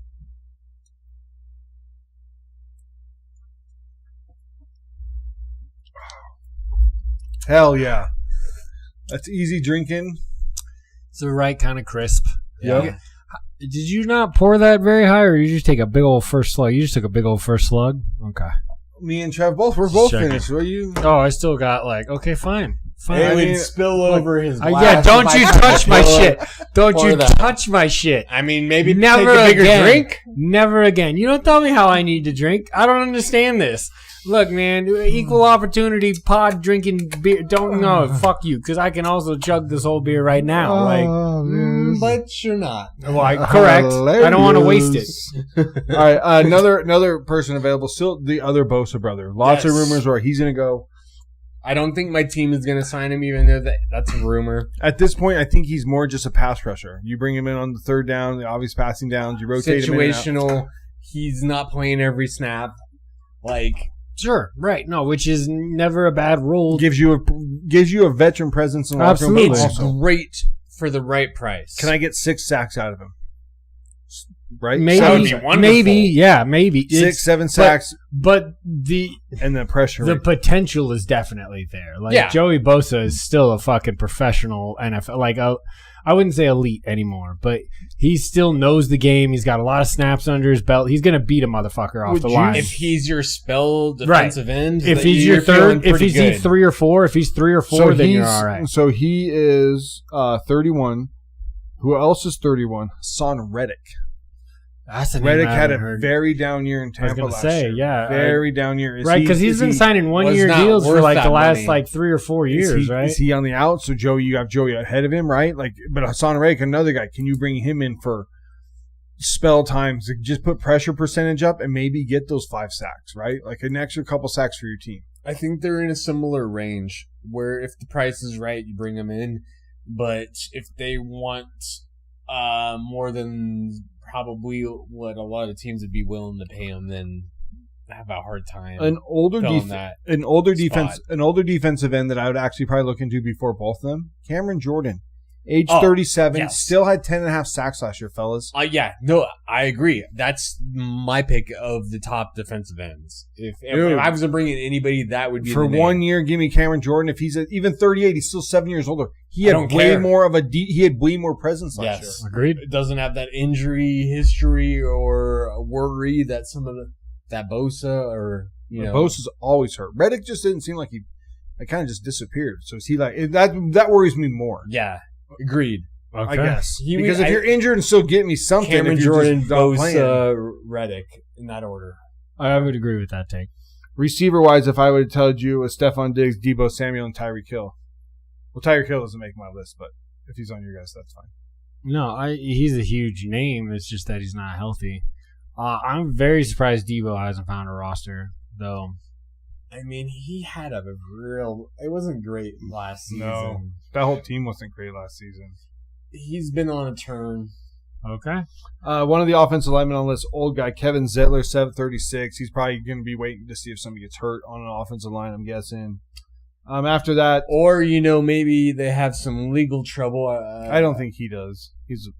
I'm not him, but a team. I mean, I hear some teams like the Cowboys might be short on offense. The Rams are short on offensive linemen because of some allegations, or could be. The Rams kid, yeah. Clowney's on the list. Taylor Decker's on the list. Garoppolo and Kyle Van Noy and Trevon Diggs. I forgot Trevon Diggs was available at corner. He kind of hasn't done anything since that 1 year. Correct, and that's exactly why he's out there. Is that he doesn't necessarily have coverage skills, dude. He's got at the position you're supposed to cover. He can pick a ball off. He can jump a route, which is great, but he gets burned way too often. His percentages aren't in the right direction. What do you got written down, Big Dog? Well, okay, so I didn't know we were doing just preseason, but I would like to talk about this line here real quick of when do you think P. Mahomes is going to be ready? Because that impacts the NFL. You think so? Fuck yeah. He seems like the guy that's going to start. MVP. He might be my pick for MVP. I think he's going to come out on fire this year. I do. I have this feeling. You think he's week 1, though? Guaranteed. Week 1, guaranteed. I kind of have to agree. He is Mamba Jordan. Because when did he pop his shit? Late. He's ready to roll. Well, that's what I'm saying, though. So, okay, so he said he's coming. It was like 11. It was like week 11 or week 12, right? They weren't necessarily with the athleticism to be ready. Correct. And he is Patrick. He is Jordan, Kobe side. mental mentality, mob mentality. That's He's where gonna he push. goes. I wouldn't disagree with those takes. He's going to push. He's going to be back. I bet he's week 1 slinging and dinging. Slinging and dinging. I don't know who, but he's going to be MVP Patrick Mahomes. I mean, that's the other thing, though. Is still there's not that number one guy there, and there hasn't been for a while. And Rice Kelsey's keeps getting only into trouble. older. Yeah. Kelsey just keeps getting older. Like Just get you're married, hoping dog. for the younger married and settle down, draft yeah. picks to Get married and emerge, settle down. but that's kind of hard to do. Sure. I mean, shouldn't be with that kind of the quarterback, but. Week 1. With everything, I mean, having that injury, not having that practice with those players. Right. Slinging and dinging, It can always, it could lead to a slow start. Yeah, right. My boy getting MVP again. Your boy? J.A. J.A.? back. Oh, not Fernando Mendoza? No, because I think we're going to start. I think he's not going to start right Think away. Kirko? Yeah, I don't know. What I hear out of camp is everybody just loves Fernando. Right there, everybody does love Fernando. But of course. He's it. He is it. He is a Kirk Cousins. He's a bigger Kirk Cousins. He's just bigger, stronger Kirk Cousins. He's a bigger Kirk Cousins. Yeah, like that sounds pretty good. I agree. He's the real deal. I don't disagree. He's going to end up being on my Mount Rushmore of quarterbacks. Him and J.A. sitting there next to Brett Favre. You have favorite on your Rushmore? Because he's a gunslinger. I love the way he played the game. I understand. Love the way he played Fearless. the game. Fearless. So is Steve Young. And the slinging and dinging. But I wasn't a Niner fan. That was a difference. You were a He's a gunslinger and he can run better than Favre. I wanted to root for the Packers over the Niners, yeah. I'm sure. Well, that makes sense. But I know I respect Steve. Yeah. Steve's one of my top. He's elite. He's elite. He's up there in my top. Scrambles 10 for sure. Better legs than people give him credit for. Steve's definitely top 10. I don't know if he makes my top 5. Yeah, Rushmore's only 4. No, I'm talking your like quarterbacks of all time. Annals, annals of history. Sure, the goats. Yeah, the goats. Yeah, when you start talking about the 1% of the 1%ers, that's a little different. Steve and John Elway are the two that I think would have benefited the most if they had played now. Yeah. Those two would have fucking just destroyed. Their games are more... They were ahead of their time. To be running like they did, and then... Because they were both athletes. Like, John Elway's getting drafted to play pitcher for the Yankees. Like... That was his threat. To not go and play for Baltimore. Was like, I'll just go play baseball. I can go and play for the Yankees? Yeah. Like, oh, darn. What a terrible career arc. So, just those two, if you look back, those two... Damn. There's goddamn. That's fucking ridiculous. It is. It is. Kyler Murray's the only. No thanks. The only Yankees, human ever. I'm gonna go play football. He was drafted in the first round of both the NFL and the MLB. Yeah, nuts. How crazy is that? You knew he was going to choose football, and he's still good enough to risk that pick on. Excuse me. Is that bad management? Still good enough to be the number one. I saw your Cell T-shirt, the Kelly Green that you have. There was an old homie at the Aces Stadium that had that on, and I was just like, "You're the only motherfucker I've ever seen with it." So I shouted him out. I was like, "That's fucking sweet that he had that same shirt." John Fisher, shitlister. I lost my train of thought. I had a good one. Sorry, I know. Good. I know you also like that train of thought, but I'm sorry that I made you. What were we talking about before that? We were talking about Elway, Steve Young. Yeah, we were talking about athletic. There's also like Warren Moon. The lead is one that would have, I think, been like benefited very much from the 2020s with his wheels and arm. Warren Moon would have been elite now with Steve and John. He even still, if you do calculate, McNair was another one that's not too far. He got enough. Well, because he got enough of the modern NFL. McNair was past the other guys that we're talking about. I don't think he was as good. Yeah, McNair was closer to he's like Vic Light, like in the that's where that the upside is there, but like in the idea that like fast as the fuck no, nobody's faster than Vic. No, I'm saying even like the Warren Moons. Like I don't even think McNair is like even near Steve. Oh, as far as scrambling abilities? Yeah, like I think McNair is not even on like the same. That's fair.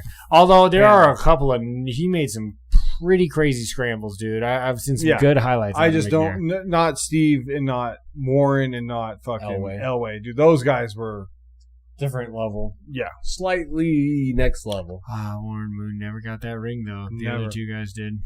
Never got the ring. No.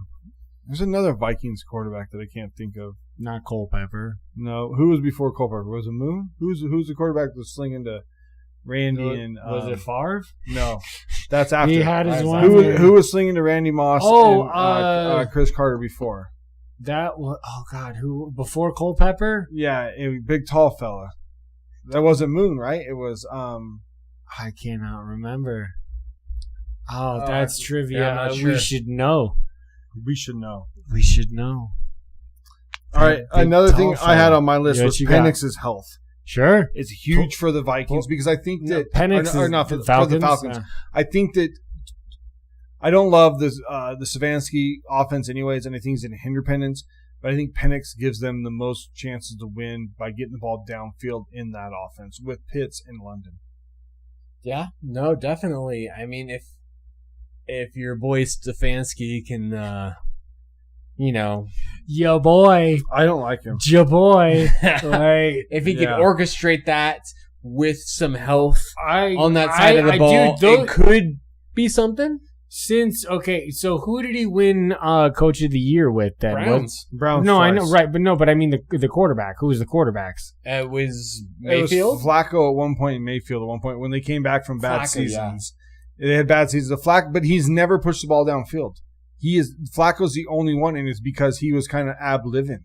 Like, Stefanski's offense is not a push the ball downfield. Stefanski's offense very much seems like a dink and dunk. Dink and dunk. I think, you don't know if he was just playing to the idea that he thought that was the best for the players that he had. I think maybe he goes into Atlanta and sees, oh, fuck, dude, I got Drake London and I got Kyle Pitts. Randall Cunningham. That's it. Ooh, that's it. Good. Yes. Randall Cunningham would have been after coming from the Eagles without a shadow of a doubt. Would have thrived this day, too. Murdered it. Randall Cunningham. Murdered it. That's a good call. Randall Cunningham might have thrived more than Warren Moon.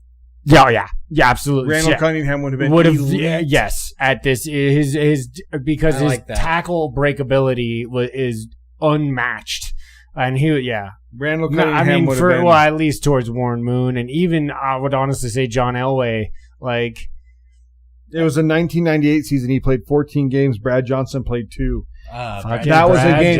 That was a game that that was the year that they fucking went nuts. I think that was Randy Moss's rookie year was 1998. Because then the next year was 99 with Jeff George played 10 and Randall only played 6. And then 20, and then in the 2000s, Culpepper took over. It was Culpepper. So you're thinking, so it was definitely Cunningham. But Warren Moon was before that for 1 year in 95 and 96. Sure. No, Brad Johnson's still the backup. 8 fucking games BJ played in the fucking for the Vikings, man. I'll pick up that paycheck, Won baby. a Super Bowl for the fucking Bucks. The Bucks, yeah. Against my Raiders. There is the best job in all the world is backup NFL quarterback. I love Tim Brown. It's my favorite player all time. I got a signed jersey of Tim Brown. If we had if we had our actual studio there, that would be hanging up. Like if we have a studio, that hangs up. Mark McGuire signed baseball bat would be hanging up. That's nasty.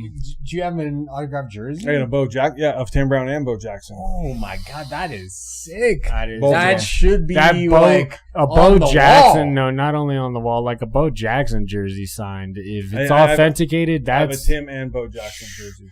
The Tim Brown is more fanatical, and I'm sure you could find. I'm just talking value strictly. Like I know most underrated receiver of all time.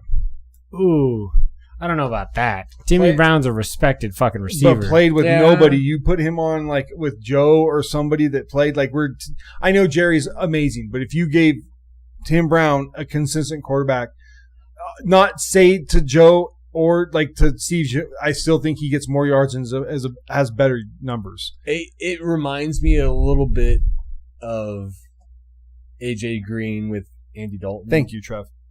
Thank you, Trev. A premier receiver, and you have a quarterback that's good but not great. He's super good. The best quarterback he played with was Rich Gannon. Sure, which is different than I think a consistent Andy Dalton, though. Correct, but it's still AJ Green. No, AJ Green and Andy Dalton had a connection, dude. AJ Green was he was a top 5 wide receiver for about 3 to 5 years. He was pretty good with John Kitna, though, too. Fuck John Kitna. Don't you ever bring up that name on this fucking podcast. Why not? I'm just saying those numbers aren't that different. Why does he not like John Kitna? If there's a lower level of guys that team, that's why I hate him. He was a turnover fucking machine. The guy is terrible. John Kitna and Bob Dylan should go fuck each other and get the hell off this earth. Like, I didn't know this was terrible. Why are you deep seated? I can't not stand John Kitna. I'm bringing the full barrel. Dylan. Tell stories about picking up signs on the side of the street with the government. We don't like them. Okay. I didn't know we were going to Bob Dylan. Didn't you know we're about to sleep and take off to the dreams with the Tambourine Man? It's terrible. Fucking terrible. John Kitna's just as bad. Bad. His time in Seattle was awful. That was my childhood. Like, that was before. And AJ Green still put up numbers with him. No, wrong. AJ Green. I'm pretty sure. That was before the Red Rifle got there. They drafted the Red Rifle because John Kitna is such a bag of shit. Well, that was because they drafted Red Rifle because Carson Palmer said, "Fuck you, I'm out." Oh yeah, and he went to the Raiders for sure. And played with shitty wide receivers and still had good numbers. God, dude, he could have been. I had my dude and nothing Palmer else. Could have been a first ballot Hall of Famer by talent. Man. By talent, because you have that player at that position. Couple years with the Bengals and his last so many years with the Cardinals. His Cardinal years with anybody who's got Larry Fitzgerald is going to throw. Is going to get some yards. But if you could have done Fitzy is. You want to talk about the most underrated receiver of all time? It might be Larry Fitzgerald. It might be Larry Fitzgerald. He had more career tackles than drops, my dude. Well, I would put Larry up in my probably my top 10. I don't absolutely top 10. You do not disrespect Larry Fitzgerald. I would not. I wouldn't have him in my 5. You might. You should. I would have to. You should. He's hovering around. Hovering around 5. Lord. You'd have to really break down. He's the GOAT. But then I got Calvin Johnson. It's actually, I like to say that Jerry Rice is the only undisputed, outside of Wayne Gretzky, the only undisputed, maybe Tom Brady too. Tom Brady, okay, fair. And that's coming from me. That's fair. Because of I used to say that before, but I guess Jerry Wayne. There's argument for two. There's argument for two. There's not going to be for 3. Like, I saw a stat. He's going to go down as the greatest baseball player to ever play the game at some point. On X the other day, that Shohei's fucking going to be the GOAT. Difference between Jerry and number 2. Oh, it's like 17 further away than number 2 from number 30. On the list of all-time receivers. Oh yeah, as far as yards go, I believe it's like 12,000 yards. It's bonkers. You have to go Jerry, Calvin, and I think you have to go T.O. probably as your 3. No, the Randy Moss is also in there, 4. Dude. So I don't know if Fitz I put T.O. over Calvin Johnson just because of longevity. Calvin Johnson only played 8 years, dude. Yeah, he's on the Lions like Barry Sanders. I understand that. Horrible Barry team, only but played he 9. had a quarterback at least. Stafford. Yeah, they just had no defense or running game. Yeah. It was just Stafford throwing the whole time. Yeah, the running game was fucking terrible, dude. If you could name me 2 Lion running backs from that era. It feels like what the Bengals might end up being with... it's the exact same trajectory. But no, I get... because they do have Chase. They have Chase and Higgins, and that's the best one. And Calvin Johnson is both them put together. Although Pickens and CeeDee Lamb's got a good fucking He's just as fast as Chase and bigger than Higgins. Who are you talking about? Calvin Johnson is Chase and Higgins. No, Megatron. Together. No, he's a 1-on-1. He's an absolute monster. I'm not saying... Look, if I'm building a team and I have the ability to take a number 1 wide receiver... In today's day and age, I'm taking Calvin Johnson over T.O. and Jerry Rice. In today's shit, for sure. Jerry's a fucking monster. I'm so results, baby. Yeah. No. Just throw it on the table. From a thump. From north. Yeah, you can have all that size and speed. From who has the numbers? Northeast Mississippi State Southwest, dude. He was from the middle of nowhere, dude. Jerry Rice is a fucking hoss. I can't disagree with that. But see, so then 5 gets a little difficult because then if you already have like Randy, you're like putting freaks of nature. Other than Jerry Rice, the other 3 are freaks of nature. Jerry Rice is the only not freak of nature. No, correct. He just knew how to work a football field. Because the man, routes, he knew space in the speed, zone. Stop and go. He just knew football. Like then you have like the Chris Carters, the Tim Browns, you had the Larry Fitzgeralds. Like after that, you can write down a bunch of people that I not necessarily argue for 5, but argue for at least 5, 6, 7. I think those 4 are 4 alone. Yeah, I don't think you can unshuffle those 4. Maybe we're missing somebody. I feel like you can shuffle those. No, Jerry is 1. 2, 3, 4, you can shuffle. And then, depending on in preference. 5, I don't know. 5-wise, I don't know where you go. Steve 5. Largent. What are you talking about? I would say Tim Brown. Then people say Chris Carter. Then you got Flair Fitzgerald. I'd say Fitzy over those either two. Yeah, and then you got, Steve Smith Sr. I know. I would have him that high. No, I know. You got your Julio Joneses. Your nasty motherfucker, right? Like, so. I mean, there's like God, 28-3, Julio. Had you had that ring, your argument is so Matt much Ryan's stronger. a Hall of Famer. Yes.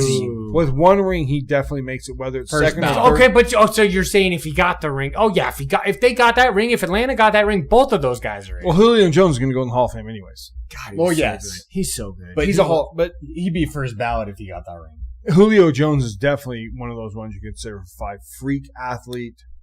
Julio Jones had him and Matt Ryan had fucking years. Well, correct, and he could moss you better than Moss could at the height of his. He could. Boop! It didn't matter. He could pick it up from in front of you, from the side, radius, sidewise too. He was with the and positioning. footwork was elite too Julio for a guy Jones that big. Definitely, No, you don't make them like that. Yeah. You don't make them like that. We just went on around about top 5 wide receivers. We were talking. Yeah, that's true. We were talking about. We should just go on a rant about top 5 running backs at some point too. Well, let's do it. We're here. That'd be interesting. Come on, why not? Top 5 running backs, because, well, it depends, because history says Jim Brown is like one of the greatest fucking running backs of all time. I never watched him. I don't know, but Walter Payton too. I didn't see that. Sweetness, I've seen a couple of like archive games for him. A little before our time, but the highlights are there. Emmett Smith has the numbers. Well, he's a compiler for sure. Barry Sanders. Barry Sanders is the guy. Nasty as fuck, dude. Marshall Falk. Marshall Falk is the guy. Marshall Falk. Danian Tomlinson. LT is guy. Adrian Peterson. AP. I would say I would put Falk and Tomlinson over AP because of the catching ability of both those. Those dudes, I can agree with that. Were massively elite. Marshall Falk was the first 1,000 season before Marshall Falk. Those are all I think top 5 guys though. Marshall Falk. The Jim Brown, Walter Payton, yes. For me, because I don't know where to put those two. For me, let's get a little weird. O.J. Simpson, if you look at just his NFL numbers, God, dude, he got erased because of the obvious factor. For me, murder was the case. For me, it would go Barry, Emmett, and then after that, it would be it'd be Marshall, and then LT. And Barry's highlights are literally second to none. Who would I have after? Who was the other guy we just named them? Napoleon Kaufman. I love him, but that no. was not it. Dog. Corey Dillon would be 5. Corey Dillon. AP would be 5. It would go Barry, Emmett, Falk, Tomlinson, AP. And that's for your list. I like that 5. I don't because I might change the position because I can't put. I never got to watch Jim Brown or right. Walter No, that's Payton. what I'm saying. As a Niner fan, where do you put Gore? Because he's a compiler. He's the fourth best. Too. He's the fourth statistically best running back. But he's a compiler. He right? wasn't as elite as these guys. Gore's in a team or somewhere in that list, but he's not like these guys were like. Yeah. No, AP's they maybe one different. of the most explosive running backs from the handoff position ever. If he could have caught the ball better. If he's downhill, get the fuck I think out. the longevity, like it. 20 years. Terrell Davis. Because he's only played 8. Dude, no, but those years were fucking. They had 3 elite years. I don't disagree with that. Elite to like the elite, not just elite. He won 2 championships. The most elite. No, I know. I understand. But okay, go. Sorry, he's still in the Hall of Fame. Frank Gore's not. So there you go. I would just say like Frank Gore because of the numbers. Emmitt Smith because of the numbers. They're on my list, but they fall probably a little bit lower in my rankings. But Emmett had like elite. They were just. He has 22,000 total fucking yards. Bro. No, there's no shitting on that. There you can't. Nobody's gonna catch it. Nobody's gonna work. Nobody's gonna be healthy enough to make that ever. Imagine hitting him in the hole. Him hitting the hole, and then he'd make that one sidestep. Oh yeah, no. He'd run you over in the hole, and he had that one sidestep. Nobody will. It changes the conversation too, whether you have a player on your team for a decade or you have your player on your team for a year. Because if I have a player on my team for a year, Emmitt Smith is not in the top. 1 year? Sure. 1 year pops? Yeah, no, that's a different argument. But for 5 years, he's like, because he's just going to keep, the numbers going to be he's consistent. when it comes to 22 that. And he's plus elite. And Christian's probably knocking rushing on the door. yards. Christian's probably knocking on the door behind AP. Christian McCaffrey in my book is super high. He's wonderful. He's because such a good for the football player. injuries, He's man. such a good football the player. catching is what because you get a lot of running backs that are runners, right? We don't have a lot of he the full literally can do anything on a football field up there with that you ask out of a running back. Curtis Martin. Ooh, good take. Marshall I like Falk, that one. The LaDainian Tomlinson, those players just being the ultimate weapons. Sean Alexander. No, he was a runner. He's a runner. He's a great runner. We're talking about dual threats specifically. Those guys like the dual Staley with Andy McReed, being in part of Andy Reid's offense at the beginning of that career was crazy. Yeah, Jamal Charles. Oh, I think we forget how good he was for 3 years. 3 years. Who was the other back? Another short-term Priest Holmes. Yes. But he couldn't catch. That's why I didn't bring him up. That was the first name that came to mind. But you wanted the hybrids, and Jamal Charles was fucking nasty. Jamal Lewis has another 2,000-yard running back. As a pounder. He's up there with the AP. He's behind AP and behind Sean because I think he didn't have as many. Sean didn't have as many yards. It was TDs. But Sean still was 2,000, right? No. Alexander did not hit 2,000. I thought he hit 2,000 in a year. No, he didn't get 2,000 in a year. I thought he scored like 35 touchdowns. I thought he got to 2,000. Yeah. and then AP or not AP LT broke it the next year, dude. It was crazy. LT's definitely up there. Oh, AP though, dude, if he got it and there was a hole, you were not going to touch him. You imagine looking at him. Imagine in AP Oklahoma. You watched him run in Oklahoma, and you're like, somebody's got to get this dude. Imagine you being in like a safety or cornerback, and not AP a shot. was coming down. I'm making business decisions, dude. I'm just that might be one. That might be one of the scariest dudes in our top 5 coming. Oh fuck. AP. He's more like Jim. What we have heard about Jim Brown-esque. He moves some bodies though too. No, the highlights that I have seen from Jim Brown is just strictly just unable to tackle that man at the time. Like, I mean, it's so hard to compare though from what we've seen from AP. Well, no, the game is so you can't compare Marshall generations. Falk. That is the hardest part about a Rushmore. Is like, are you doing it per timeline? Because that does change. Because then it would be Jim Brown, Walter Payton. You have to put Jim Brown on the Rushmore. Those two would be up there, and then it would probably end up being Barry Sanders and Emmitt Smith because of the numbers. Because Emmitt's a compiler, but Emmitt's numbers are compiled way more than any other compiler. There will be no touching after Frank Gore retired. Not a shot. Nobody's even going to last. They had to go 18 years, dude. Dude, he went 16, 18 years and just carries after 200 plus carries every year. He had one injury season towards the end of his year. The first year he signed with the Cardinals, he was a little banged up, and then that second year he came back, murdered it, and then retired.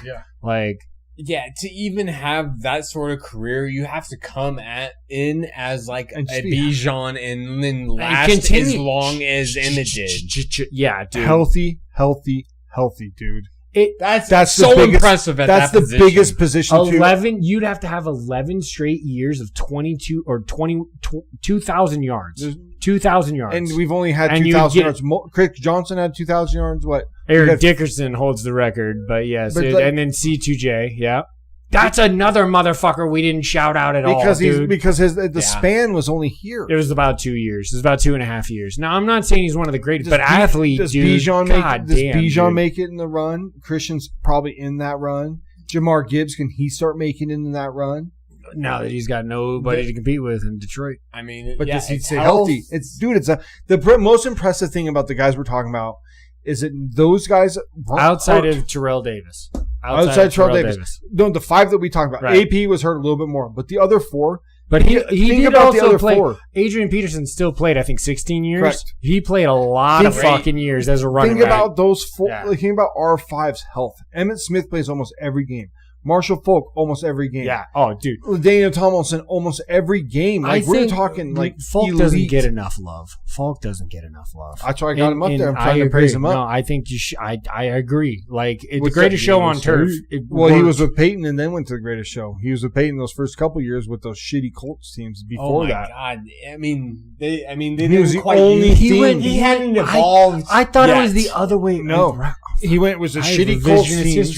Went with the shitty Colts teams. Then he started to come alive with Peyton, and then went to the greatest show on turf and was just fucking unstoppable. Yeah, Edgerrin James is almost that guy, but his career wasn't as long. He got hurt with the Cardinals. Edgerrin James could have had He got hurt with the Cardinals. He had some explosive capabilities for sure. Him He could catch. He could catch. Oh, that little swing route. If he got a little step on you on that swing route, that's a bad move for everybody else who tried to tackle. He one step on you, you're not making that. Dude, Joseph Adai looked like a stud with Peyton. He did. He had 2 years. Joseph Adai had crazy 2 years with Peyton. When you're playing with dudes like that, yeah. Really no, when Tom Brady was known to. That's the whole dynasty. Kevin White, the whole dynasty Kevin of. Folk. Well, yeah. I mean, both of them. Sure, absolutely. All the small receivers, all the slots, get the great ball out. Football players. Get the ball in my hands. Smart. When you can elevate the rest of the team, you're a different kind of human. Let's jump into some fandom. Let's go. So we went on a run there, dude. We've been ranting top 5. You got top 5 wide receivers and top 5 running backs. We didn't, and Rushmore with the 5th is what we did. Yeah, because it was our people's. Correct. Not like So probably months ago now, I said that I got stuck in Tales of Arise. Yes. And I just kind of stopped. So we're talking about video games. I just got stopped. Yeah, video games, PS5. So the other day I was like, you know what? I'm going to jump back in. I'm going to see what happens. If I get fucking stomped a couple times, I'll turn it off. I'll go to Boogie Beelands, right? Like I'm going to jump back in. Did you get it? Did you get it done? Get it done. Love it. See, that's the first time. Love it. First time I messed up with my team. I forgot to switch somebody before I went in the battle and then almost did it. And I was like, I'm going to come back out. As a gamer, that's like the second most satisfying feeling. When you pick a game back up and get through a spot that has frustrated you, like that is, you have to be a gamer to understand what that feels like. Trevor, you play more fucking games than probably both of us combined. I'm sure you've broken through some serious walls. I'm sorry, I didn't mean to cut you off. You're good. I love that feeling. It's a great feeling. You set that shit down, you're like, I'll come back. I will. I like this game. And come back. And you go through it. It takes you a couple of times. Win it the first time, but then you adjust and then you overcome. Yes. I got the boss down. I got the boss down hella far and ran out of like my potions, but you start with them all at the beginning. And it was like, okay, I know where I made my mistake. Sure. And I forgot to switch a character out. Okay. Oh, you had 2-step. Okay. I meant to switch character. So 2-step, baby. So I start again, switch my character out, have all my potions back, and execute my dodges better. Your game plan. You knew it. And then beat him, right? Which was it's all intense, about rhythm. But then the end gets hard, and then I end up getting past. Always. So that's what I was doing last night. Love that. So then this morning I jumped back on and got like half hour of some B-lands in with my siren. Really like my little fucking guy that I'm running around with, sending him off. Almost up to my other character already in level. Really? I'm at 12, and then my other character I was at 16. That's it? Yeah, I didn't get very far with my dude before I stopped and went back to... Because I went back to Dynasty Warriors, and that game was fucking elite. So who is the 16 that you're out on? 16 is the Echo Soldier with the guns. That's a sick... That's like right... So I have 2 characters now that I have the exact play styles that I want. Like with my guy, he's like fighting with me, and then I have other things that I'm doing with him. The Echo Soldier... The one thing I have, you come out and you can do it a couple times where you just, and it just kills like everybody in a circle. Like it's a dominant, and you just have level up your 2 guns, right? So I have 2 dudes that I totally like on that game. I'm just right now in between 2 games with Tales of Rise, so I want to beat that game, but that game seems long. So I've already beaten 3 levels, and I'm only at 30, like 8%, and I think there's 5 different big bosses. So, and then I'm expecting there to be one massive thing at the end. So let's go. That's awesome. Yeah. And then I did watch the Narnia first movie, Lion, Witch, and the Wardrobe for the first time, which I was surprised that I did because that's right up my alley. I was just about to say. And it was really good. I was impressed. I liked it. I liked it a lot.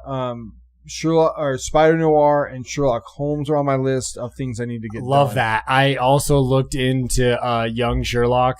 I'm going to start watching that. Spider Noir, I think, has gotten really good. I've heard really good things about it. I've started watching it. It's just, I don't know, like, Nicolas Cage as the lead is just kind of cringy. It's a little cringy. No, don't say it. I've heard really good things. I don't know how I feel about it. Okay.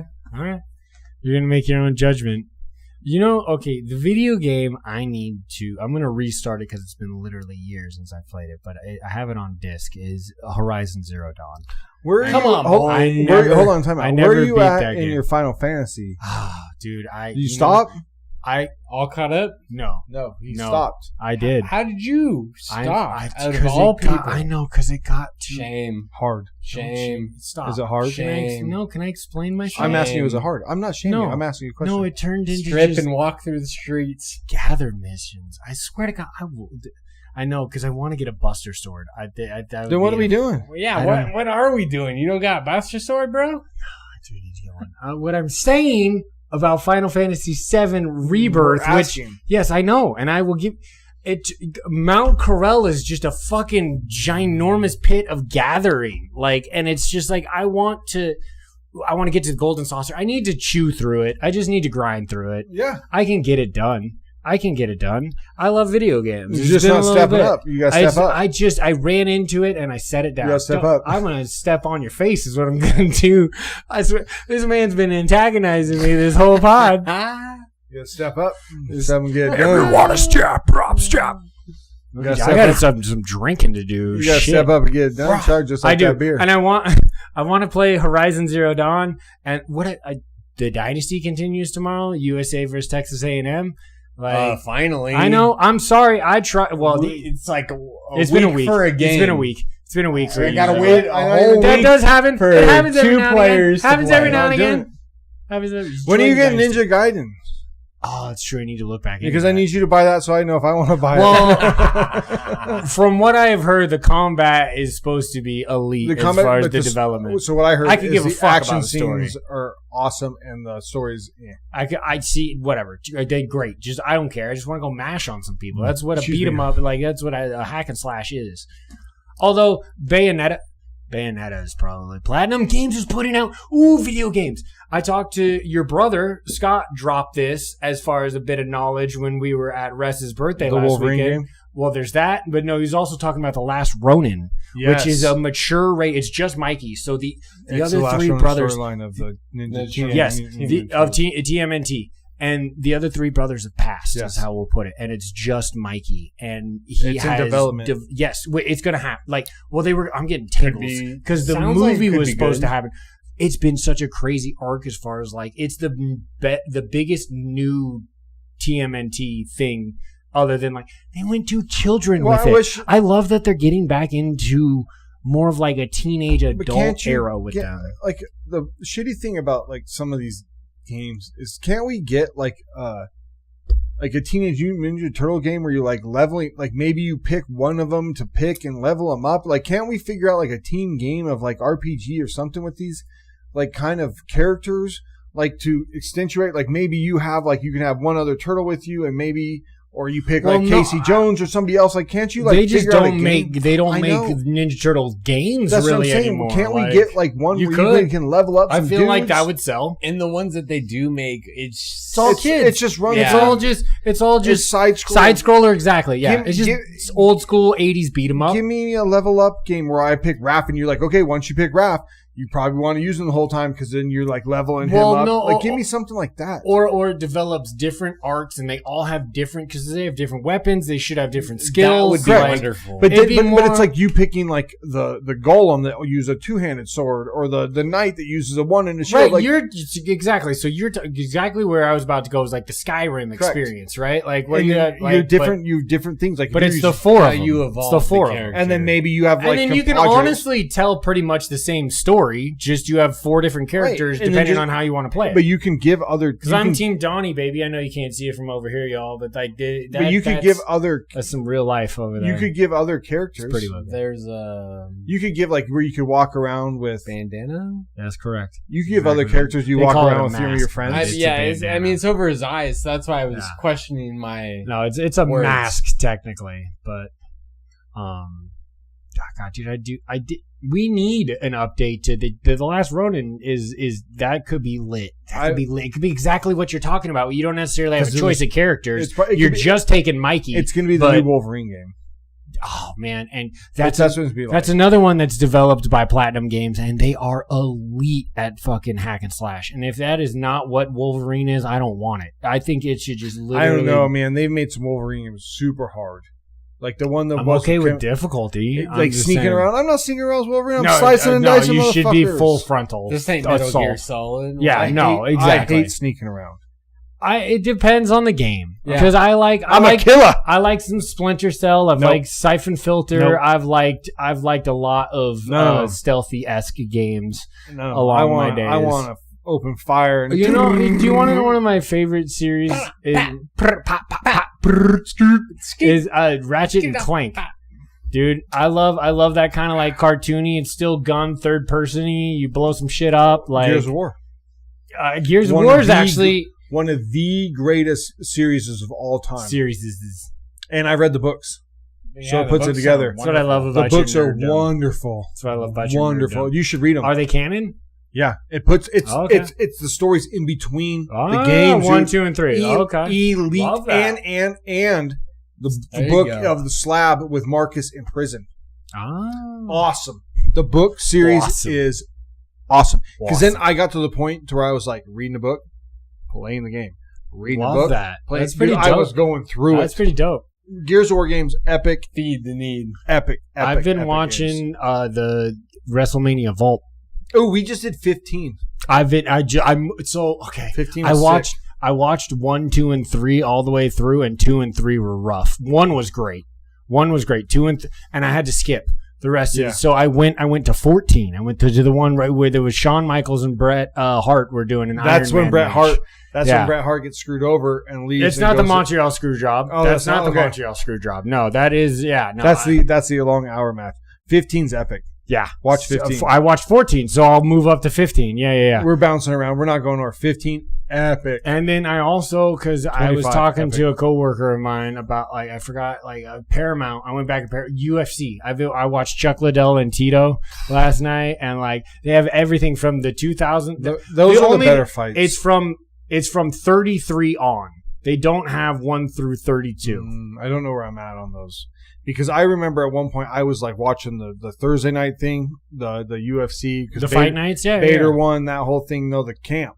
Oh, you're talking about the Ultimate Fighter. Yeah, I was watching that. I was watching everything at that one point. I was watching all of it. And I knew all the guys. And then after a while, it just kind of fell off.